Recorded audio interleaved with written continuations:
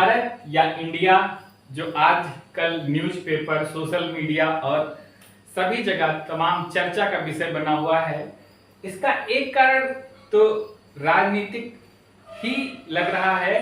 और राजनीतिक कारण यह है कि अभी हाल ही में जो G20 सम्मेलन चल रहा है, उसमें भारत के राष्ट्रपति जी ने जो सभी देशों के प्रमुखों को पत्र लिखा, उसमें प्रेसिडेंट ऑफ भारत से संबोधन किया है और फिर ये चर्चा का विषय बन गया है। अभी हाल ही में आपने सुना भी होगा कि जो पहले राजग कहलाता था वो अब इंडिया के नाम से जाना जाने लगा, अर्थात एक गठबंधन एनडीए का और एक गठबंधन अब इंडिया का हो गया है। तो ये चर्चा उठ क्यों रही है कि भारत या इंडिया? भारत देश का नाम भारत भी है और इंडिया भी है, ये सभी लोग अच्छे से समझते हैं। लेकिन इसमें मत और मतांतर ये है कि कुछ लोग जो मानते हैं वो ये चाहते हैं, क्योंकि भारत वर्ष का इतिहास, प्राचीन इतिहास गौरव से भरा हुआ है और गौरवपूर्ण भारत जिस कारण से वो सोने की चिड़िया कहलाता था, वो भारतवर्ष, अर्थात वहां पर तब इंडिया नहीं था, तो उसी गौरवपूर्ण भारत को सभी लोग समझे जाने, इसीलिए इसका नाम भारत रखने की विचार और विमर्श चल रहा है। आइए देखते हैं कि भारत के प्राचीन नाम कौन कौन से थे और प्राचीन ग्रंथों में क्या भारत का नाम भारत ही था, और भारत का नाम यदि भारत था तो वो किस प्राचीन ग्रंथों में मिलता है।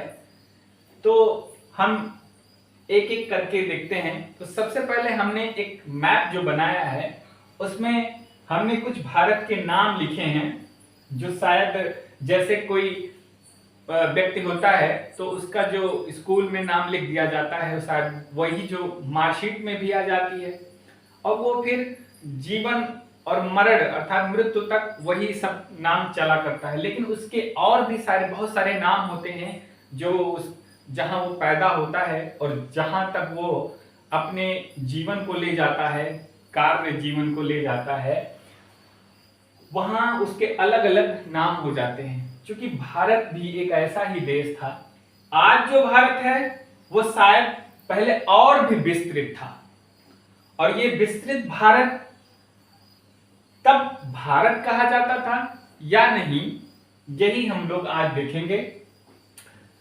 तो इसमें देखिए, हमने जो एक मैप बनाया है उसमें हमने कुछ नाम लिखे हैं। जैसे भारत के नाम था जम्बूद्वीप, भारत खंड, आर्यावर्त, इंडस देश, हिंद देश, हिंदुस्तान, अल हिंद, ग्यागर, थगिलू, तियांझू, होडू, इंडिया। इन सभी नामों से यह भारतवर्ष जाना जाता था।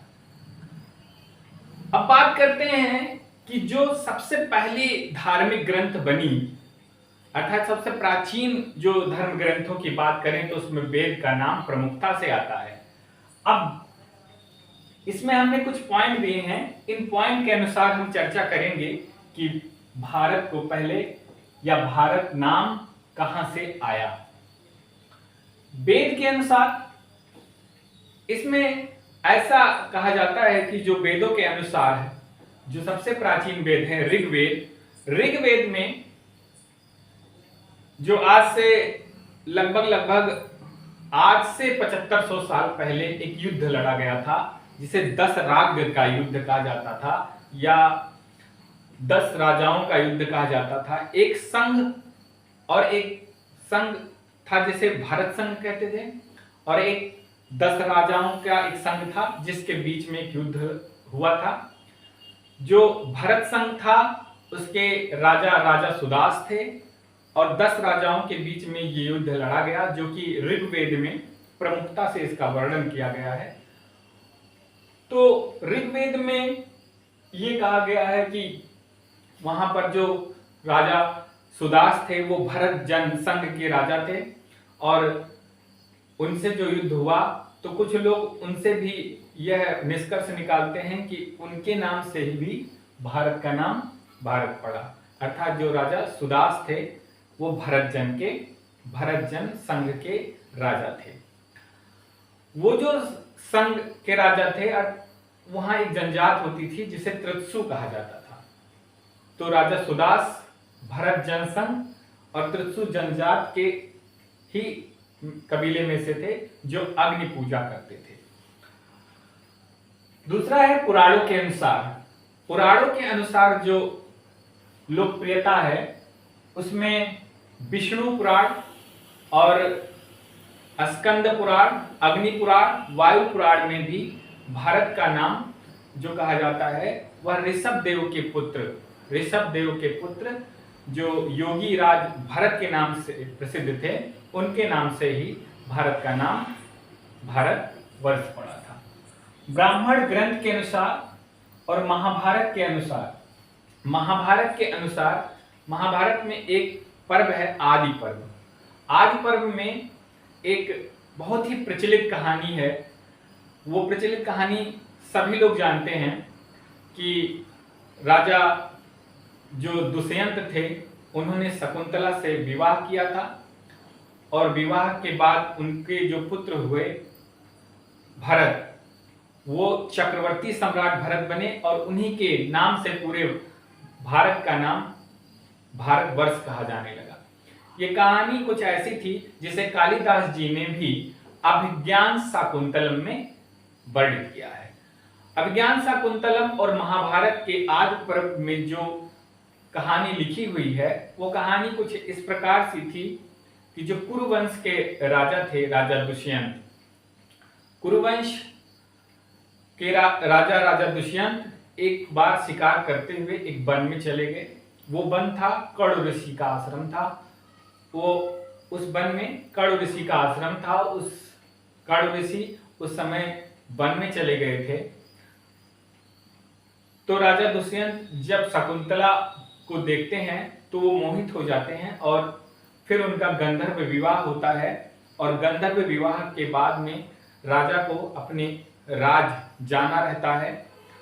तो चूंकि दोनों लोग काफी दिनों से वहां रहते हैं तो राजा दुष्यंत जब जाने लगते हैं तो शकुंतला को एक अपनी राजशाही अंगूठी उन्हें देते हैं और कहते हैं कि ये तुम्हारे पास रहेगा और जब भी तुम जो है इसको अपने साथ लेकर आओगी तो सभी लोग पहचान जाएंगे।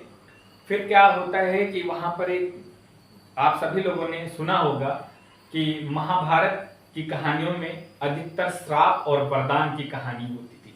अधिकांश जगह आपको ऐसा दिखाई देता और पढ़ते भी होंगे कि श्राप वो ऋषि उनको श्राप दे दिए, वो उनको श्राप दे दिए, वो उनको वरदान दे दिए। इस तरीके से महाभारत की कहानियों में बहुत जगह पर वर्णन है। तो उस समय जो ऋषि थे, ऋषि दुर्वासा ऋषि, वो बहुत ही क्रोधी प्रकृति के ऋषि थे। वो जंगल में आते हैं और शकुंतला उसी अंगूठी अर्थात राजा के प्रेम में डूबी रहती हैं, जो उनको उनकी बातों को सुन नहीं पाती और फिर अचानक वो क्रोधित हो जाते हैं और उन्हें शकुंतला को ये श्राप देते हैं कि जिसकी याद में तुम डूबी हुई हो वह तुम्हें भूल जाएगा। ऐसा सुनते ही शकुंतला जो है वो ऋषि के पैरों में गिर पड़ती हैं और कहती हैं कि ऋषि देव, इससे हमें कोई उपाय बताइए जिससे हम इससे बच सकें। फिर उनका काफी आदर सत्कार होता है, वो प्रसन्न हो जाते हैं और उनको वो उपाय बताते हैं कि जब भी वो कोई अपनी चीज देखेंगे तो वो फिर से उनको बातें याद आ जाएंगी। फिर वो महारानी शकुंतला महारानी हो गई थी। अब उनकी शादी तो गंधर्व पद्धति से राजा दुष्यंत से हो ही गया था। तो वो जब उनको लेकर और अपने पुत्र भरत को लेकर वहां जाती हैं तो उनकी अंगूठी पानी में गिर जाती है और पानी में जब गिरती है, समुद्र में गिरती है, तो उसे एक मछली निकल जाती है। निकलने के बाद वो मछुआरे उनको लाते हैं और फिर वो जब वहाँ रानी जाती हैं तो उन्हें कोई पहचान नहीं पाता और फिर वो वहाँ से बहुत ही संकुचाई हुई वहाँ से चली जाती हैं, और चली जाती हैं तो वो एक बहुत ही घने वीरान जंगलों में चली जाती हैं जहाँ पर जंगली जानवर बहुत रहते हैं। फिर जब मछली से जो मछुआरे उस अंगूठी को प्राप्त किए होते हैं, जब वो उनको देते हैं महाराज को, तो उनको याद आता है और फिर वो वहाँ से पता करते हुए वहाँ पहुँचते तो देखते हैं कि एक बच्चा जो कि शेर के दांत गिन रहा होता है, हाथियों पर चढ़ रहा होता है और उनका नाम पूछता है।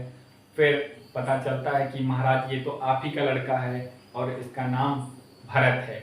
और ये कहानी फिर आगे बढ़ती है और वो जो भरत थे वो चक्रवर्ती राजा बनते हैं और वो उत्तर से लेकर दक्षिण तक सभी को विजित कर लेते हैं, और इस तरीके से उन्हीं के नाम पर ये पूरा जो द्वीप है वो भारतवर्ष कहलाता है।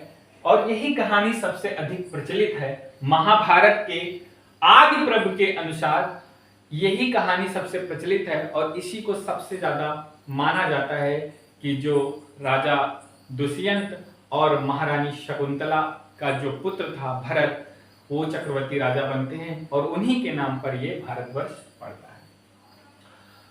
बौद्धों के अनुसार अशोक, जो महाराज अशोक को सम्राट अशोक हुए, उन्होंने बहुत जगह पर शिलालेख अर्थात पत्थरों पर एक लेख लिखवाए थे। उस शास्त्रांग के शिलालेख में भारत को जम्बूद्वीपीय कहा गया है, अर्थात जम्बूद्वीप केवल भारत ही नहीं था बल्कि भारत के आसपास के जितने भी राज्य देश अब अलग हो गए हैं, पहले वो एक ही में थे और उसको जम्बूद्वीप कहा जाता था। ऐसा भी मान्यता है कि चूंकि यहाँ पर काले जामुनों का बहुत ही ज्यादा वृक्ष मिलते थे, इसी कारण इस देश को जम्बूद्वीप भी कहा जाता था। तो जो दक्षिण पूर्व एशिया के देश थे जैसे सुमात्रा, बाली, मलेशिया, यहाँ पर भी इस पूरे संघ को, इस पूरे क्षेत्र को, जिसमें अफगानिस्तान भी आता है, आज का अफगानिस्तान, पाकिस्तान और भूटान, नेपाल, ये सब जितने भी थे इस सबको जम्बूद्वीप कहा जाता था। जैन के अनुसार जो ऋषभ देव थे, जैन मुनि, उनका जो पुत्र था भरत, अर्थात जो योगी पुत्र भरत हुए, उनके नाम से भारत का नाम भारतवर्ष पड़ा था। यूनानियों के अनुसार चौथी शताब्दी में जो यूनानी थे, वो जिसमें सिकंदर हुए, वो जो इसको सिंधु नदी थी, अर्थात यहाँ से उत्तर से लेकर के और पश्चिम की ओर एक नदी बहती है, थी या अभी भी बहती है, सिंधु नदी। सिंधु नदी में जो नदियां थीं वो इतनी विशाल थीं, जैसे पंजाब का जो क्षेत्र है वो सात सिंधु नदी के 7 भाग थे जिन्हें सप्त सिंधु क्षेत्र भी कहा जाता था।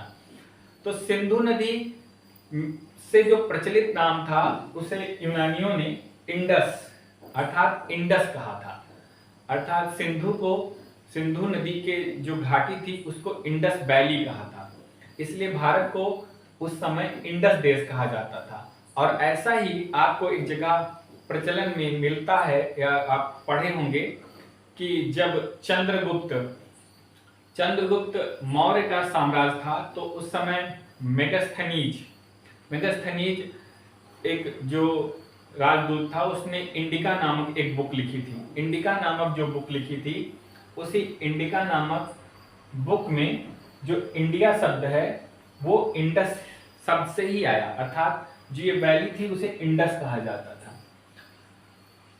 अरबों और फारसियों के अनुसार, क्योंकि ऐसा माना जाता है कि जो ईरान है, ईरान और जो वो उत्तर का क्षेत्र था और जो दक्षिण का क्षेत्र था वो भारत का क्षेत्र था, तो पहले अवेस्ता में ईरान को आर्या कहा जाता था और जो दक्षिण का क्षेत्र था उसे आर्यावर्त कहा जाता था, जो अपने जम्मू कश्मीर से लेकर के और बिहार आदि तक फैला हुआ था, इसे आर्यावर्त कहा जाता था।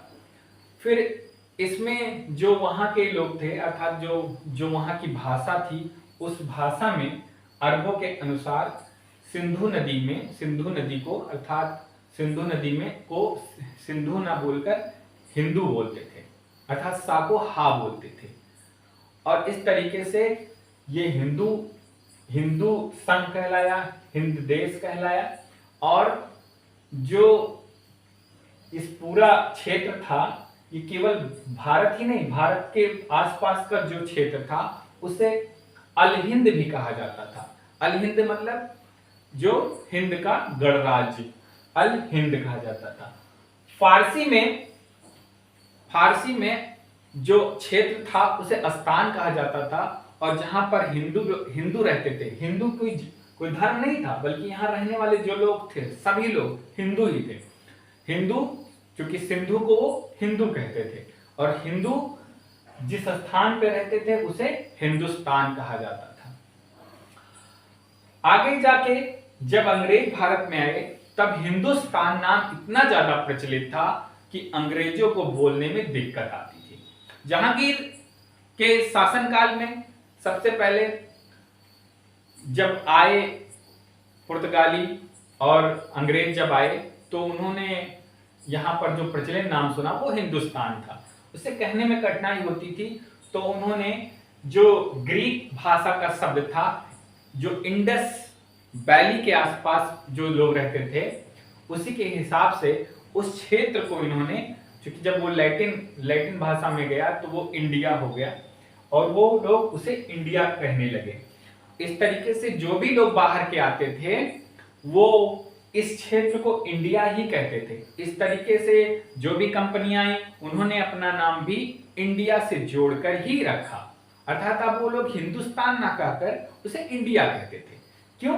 क्योंकि फिर वही बात कि यहाँ पर एक नदी जो बहती है सिंधु नदी, उस सिंधु नदी के आसपास रहने वाले लोगों को यूनानियों ने 4वीं शताब्दी में क्या कहा कि उस सिंधु क्षेत्र को इंडस वैली कहा, और वो बाद में जाके इंडिया बदल गया।